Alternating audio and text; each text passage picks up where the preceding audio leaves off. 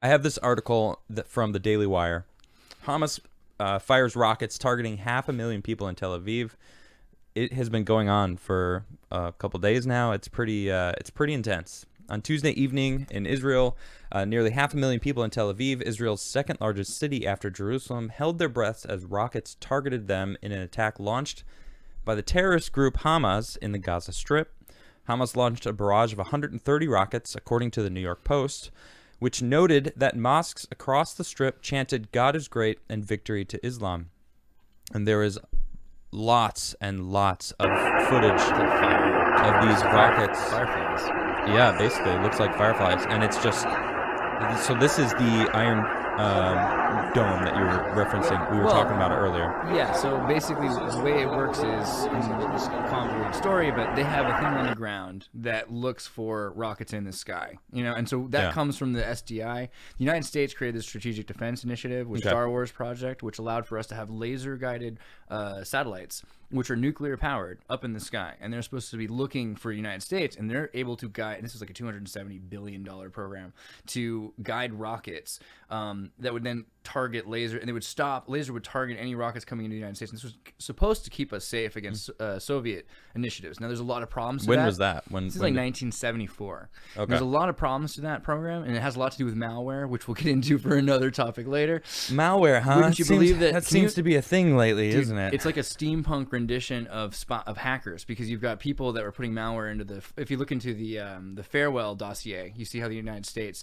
were putting malware into Soviets. They knew the Soviets were. Vetrov was a agent that they found was actually like. He was a double agent, and he told the Soviets what the Americans and the British were doing. So then they figured, well, let's start putting, actually on purpose, bad technology. Well, let's stay on Israel and the Iron Dome. I feel we can spiral off. Yeah, it's true. Well, the deal is, Israel had taken a lot of that technology, which has made its way into the Soviet Union, and had American and Soviet technology, and they were able to build the Iron Dome. And the Iron Dome came out and allowed for them to have an on-the-ground defense system. So here is, I have the Iron Dome wiki up right now, so you can kind of see. This is the way it works is, like, on the ground they have this camera system, and the camera system will shoot rockets from the ground up at rockets coming down. But they're fast enough that they can hit rockets before they land. And so for the last 20 years, you haven't had a lot of problems in Israel, like in terms of rockets, because this has worked really well. It's a very similar technology to facial recognition software. Okay, so here we have, it says the Iron Dome is a mobile, all-weather air defense system developed by Rafael Advanced Defense Systems and Israeli Aerospace Industries. The system is designed to intercept and destroy short-range rockets and artillery shells fired from a distances of 4 kilometers up to 70 kilometers away, whose trajectory would take them to an Israeli populated area. Israel hopes to increase the range of Iron Dome's interceptions from the current maximum of 70 kilometers to 250 kilometers to make it more versatile so that it could intercept rockets coming from 2 directions simultaneously. And then there's a couple more pictures. Yeah. I guess this is really it right here. It's just like mobile trucks that they could just drop in different locations. They have trucks that set up, and then they're all based on camera systems. And what they've done is they've surrounded all of Gaza with these systems. They also have them outside of Israel. They have them on boats, but most of them are actually like on the ground in Israel. And they're really, really, really powerful guns. They have basically a 24 to 36 rockets ready to go, and they have a certain amount of time that they're able to hit. If they can't intercept, then it goes to another system that's closer. Well, it feels like they're death by attrition. Like, just keep sending hundreds and hundreds of rockets. That's what they're doing. That's what Hamas is doing right now. Yeah. Is they're saying the only way we can actually beat this is brute force it. Yeah, and they are. That's what they're doing. Yeah. So it's one of the hundreds of rockets that were just fired from Gaza towards Tel Aviv and central Israel exploded on a civilian bus. Hamas' intentions are clear: kill Israeli civilians. It's an interesting way that they're kind of presenting it, because what they're saying is that Hamas is doing this, not Palestine. But at the end of the day, who built these companies for Israel? You have Black Cube, which is sort of their CIA, and then they have everyone's in the military, right? So you end up, if you're intelligent, you're in computers and games, you end up building a company that Black Cube helps run. So if that's not state-sponsored, I don't know what is. But Hamas has got the same thing going on. They're state-sponsored as well. So we talk about Weber, and Weber says, what is a state? A state is a legitimate source of violence. Okay. But at the end of the day, terrorism is supposed to be non-state violent or psychological operations towards a strategic goal. So these non-state, you can't call them non-state if the state's sponsoring them. So this is where it becomes a real war. This is where it's no longer a war on terror. This is straight up two states that are interacting with each other. And the problem is that the world's kind of decided that they're going along with one of these states, which is a state. Israel's a state, but it's a new state. And Palestine, they're saying, is no longer a state. A lot of people are trying to de-emphasize the idea of Palestine the way that they did to Taiwan and turn it into a trading partner. And that's dangerous because eventually, you know, when a state goes to war, there's certain things they're allowed to do, and the International Crimes Court will call things, you know, war crimes. But if you're a terrorist, those rules don't apply. Right. And so we're actually going to engage in a new kind of, well, not new, but an older kind of war that we had before there were treaties and war law. And that's scary. I agree with completely. I mean, either way, this is terrible right now. You know, they are firing rockets on civilians. You know, and well, it's like, but also, like, who's a civilian anymore? Because I mean, every single one of them has to be, unless they're fully rabbinical. I mean, it hit a bus in the middle of the but city. everyone's a member of the army in Israel. Like, you have to be drafted into the army. But you serve your time and then you're done with it. Well, are you ever done? If you nationalize the military, Okay. then everyone's a member of the military for life, in a sense, right? I mean, it's true that you get out of it and you're no longer required to do the same, but you're trained and you have a certain allegiance. What if there was kids on that bus? I mean, exactly. And that's the real terrible thing. Yeah. You have these kids who are taught on both sides of this aggressive action, the Palestinians and the Israelis, Right. that everyone on the other side hates them. And so we're actually like, if you believe something like that, you know what I mean? And if both of you believe it, then it creates this, you know, there's been 20 years of this waiting to happen. So you started by saying the media is pitching this as though it's Israel being attacked. Yeah. How are they supposed to pitch it? Because is that not what's happening right now? Well, I mean, the only correct way to pitch it is like, this is a continuation of what's been going on and an escalation in a not finished war that's been going on for 70, 80 years. Okay. Like, Israel, you know, in 1968, when we have the Gaza Strip invasion, they claim territory and they start expanding. And so this expansion policy would be a reason why Palestine has felt that they've had to, you know, send their people. Their wealthiest people have left. They're living in Syria or Chile or in the United States. They're sending money back. And so you're creating sort of this continuation of a support based on refugees. Okay. And so the war didn't just start today. It's just that finally all bets are off, and we kind of knew this was going to come. The main thing is there's no way for Palestine. I mean, I'm sorry, there's not a lot of ways for Palestine to win this fight. And so what's likely to happen is a full-on destruction of Palestinian, like this is the last bastion, once more into the breach for Palestine, and they're probably going to fall. So it feels like they're defending this is almost their last stand. This is their Alamo. Really? I mean, it kind of feels like it, and it's not a beautiful situation for them to have, because they have very little left to live for.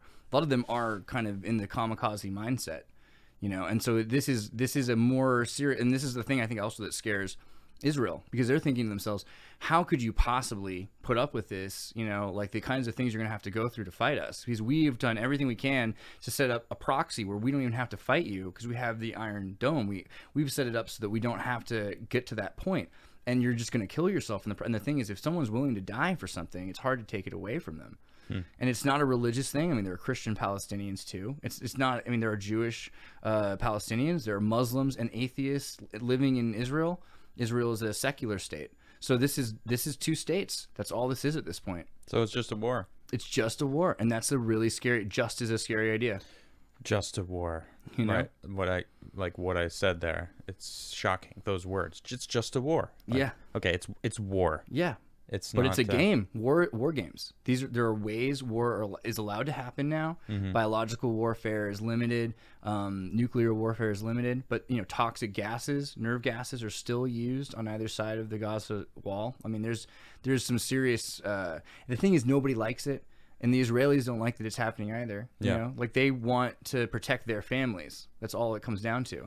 And you're hoping that at some point you've done enough that you don't have to fight anymore. So there's still people alive over in Palestine today that remember when Israel wasn't even a thing, wasn't a country. Not many, because 68 is a long time ago now. But yeah, they would have been like 14 years old. So imagine you're 13, 14 years old and you watched it all fall apart. I mean, I was born in the 80s, so it's like that's 20 years before I was born. Well, the baby boomers, though, the last people who can remember what Israel looked like before, when Palestine was still Palestine, they're 13, 14 years old when this all happened. Well, you know, and people probably taught and passed on like that land was stolen from us. Well, I mean, if you're 13, you were there. If you were 13, you were holding a gun and you saw your dad I understand die. that exactly. You know, so that lingers. That's what they pass on.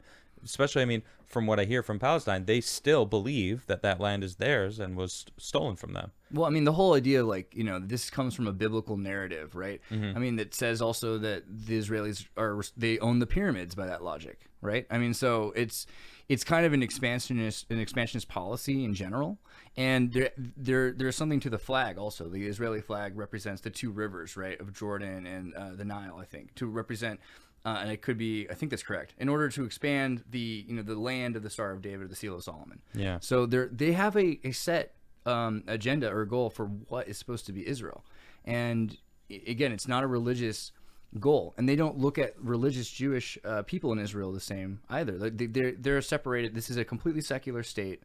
That this just has to do now. I mean, so this idea that this is like based on some biblical origin story, that's not any more true than saying that Palestinians have existed for 500 years or 5,000 years.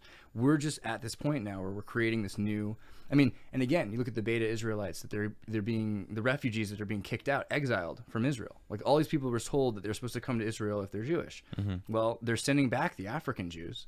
So again, it becomes a statist issue, you know, and Palestine is not going to ever have the people in it that they had 100 years ago to be able to keep it running. So at some point, something has to give. So, okay, so what do we do now? How do you know, I always like to try to figure out the answer, and you know, this is a really bad situation. No, I mean, right now we're going to solve the peace in the Middle East. No, I can't. Obviously, you know? I can't do that. Well, I mean, peace in the Middle East, like, you know, Trump was the administration was trying really hard to make it, you know, peaceful and work on it, and like even Trump came out slamming Biden right now. I have an article about it. He's blaming the fact what did he say? Former President Trump blamed the Biden administration weakness and lack of support for Israel for enabling the situation in which militant groups are launching barrage of missiles from the Gaza Strip into Tel Aviv. He said the administration was known as the peace presidency because Israel's adversaries knew that the United States stood strongly with Israel, and there would be swift retribution if Israel was attacked. Under Biden, the world is getting more violent and more unstable because Biden's weakness and lack of support for Israel is leading to new attacks on our allies. I mean, he's right. How often, though? I mean, so this is something I noticed earlier. I was talking to someone else in the house that we both know, and okay, she was saying, you know, like, you know, we're probably supporting, you know, Israel, you know, and like, I'm like, well, of course we are, because we've all decided. I mean, this is part of congressional money it's been going that way for decades, but we're also supporting the Arabs and whatever that means, the Saudis, right. The, you know, every Qatar, every nation also around Pakistan and Palestine. Palestine too gets money from the United States. So call me crazy, this just looks exactly like everything we always do, where we finance the war on both sides. It's almost as if the government wants a war to go to. It's almost as if they want to go back to their old ways of having an enemy to fight, having a reason to be the world police, have a reason to get oil anywhere else but in the States from what's going on. I mean, with the malware attack to our pipeline. We're going to have to do that later. Dude, I mean, it's all connected. We could probably talk about it. It's all connected. I mean, it is. It does feel like it, right? Yeah. It does. But they're not that the creative. timing on it, it's just a little too. Yeah. Come on. Yeah. I mean, the Middle East, and all of a sudden, the United States has got making these new deals to have new sources for oil from places like Britain, from places like Dutch Shell and Beyond Petroleum, British Petroleum. Right. These are the same families that J.P. Morgan were dealing with originally. It's not a new. These are not creative people. Right. Every time they go back to the things that they're used to, which are prison is for socialism. Like, you have to think about what social services exist first: prison and the military. You know, like you yell for social medical care, medic. It comes from the military. Yeah. So they only do what they know, and the military is like, let's how they've operated for the last year and a half. They're like, what do we do about this virus? Let's make a war against it. Yeah. It's the way that they know how to function. Yeah, it's interesting. The Keystone Pipeline, the XL, thousands of jobs lost.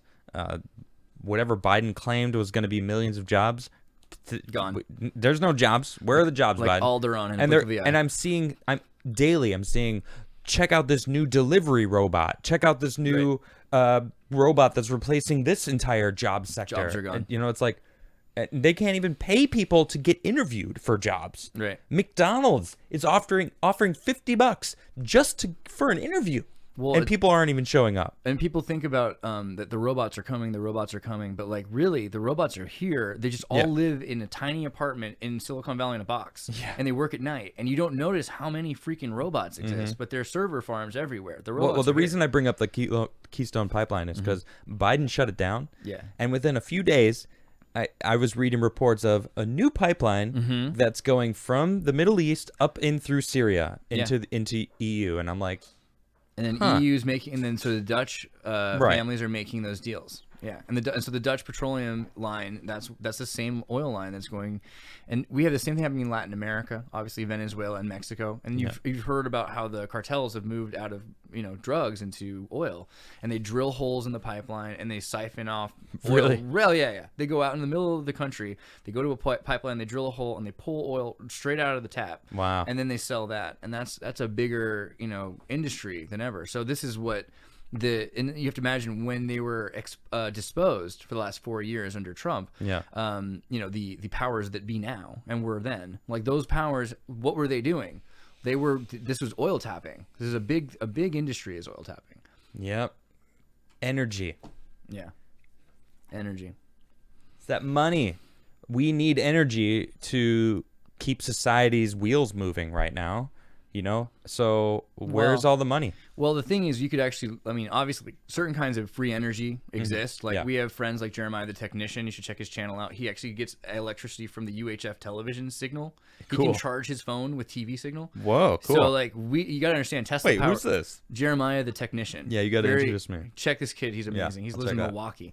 But, like, basically, all the free energy exists. And, like, these towers that you can strike with lightning, get energy from them. The Tulare current, man. It's real. Yeah, it is. So why are they packaging energy and keeping us from the free energy? Well, to take all the privatization of resources. They want the money. Yeah. They want the power. The power comes from providing power and convincing people that you need their energy to power their whatever. The system's backed not by gold but by your back. It's backed by your back holding up Moloch. Like if you can hold up their hegemony, then yeah. So all right, let's move on. Let's talk about.